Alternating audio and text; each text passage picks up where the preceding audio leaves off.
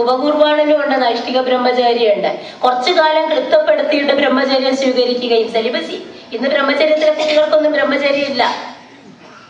നമ്മളുടെയൊക്കെ റിപ്പോർട്ടുകൾ കേട്ടാൽ ഞെട്ടും. തിരുവനന്തപുരം ജില്ലയിലെ +2 വിദ്യാലയങ്ങളിലെ ഒരു റിപ്പോർട്ട് അനുസരിച്ചിട്ട് അതിൽ 60-65% പെൺകുട്ടികളും ലൈംഗികത അനുഭവിച്ചവരാണ് എന്ന റിപ്പോർട്ട് കാണുമ്പോൾ നെഞ്ചത്ത് കൈവയ്ക്കാത്ത, കണ്ണീരൊഴുക്കാത്ത അമ്മമാരുണ്ടാകുമെന്ന് എനിക്ക് തോന്നുന്നില്ല.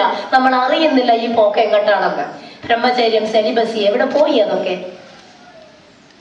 ബ്രഹ്മചാരികളുടെ വേഷം കെട്ടിക്കൊണ്ട് കാമകേളികളാണ് ആടുന്ന മഠങ്ങളുടെ വക്താക്കളെ നമ്മൾ കാണുന്നുണ്ട്. നമ്മൾ എന്ത് ചെയ്യും?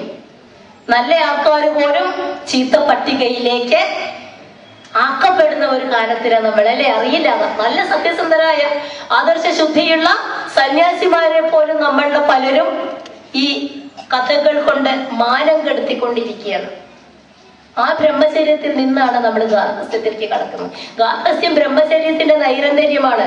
ബ്രഹ്മചര്യത്തിൽ നമ്മൾ സ്വായത്തമാക്കിയ ഗുണങ്ങൾ: സ്ത്രീ ജിതനാവാതിരിക്കുക, ചീത്ത സംസർഗം ഇല്ലാണ്ടിരിക്കുക, ആഹാരത്തിൽ അമിത താല്പര്യം ഇല്ലാതിരിക്കുക, ഗുരു അല്ലെങ്കിൽ മുതിർന്നവരെ ബഹുമാനിക്കുക, പഠനത്തില് ശ്രദ്ധ കേന്ദ്രീകരിക്കുക, ഭിക്ഷാടനത്തിലൂടെ ലളിത ജീവിതത്തിലേക്ക്, അഹങ്കാരമില്ലായ്മയിലേക്ക് കടക്കുക തുടങ്ങിയ ആ മൂല്യ ഗണങ്ങളെ സ്വജീവിതത്തിൽ പകർത്തി സമൂഹത്തിന് മാതൃക പ്രജകളാകേണ്ട കാലഘട്ടമാണ് ഗാർഹസ്ഥ്യം.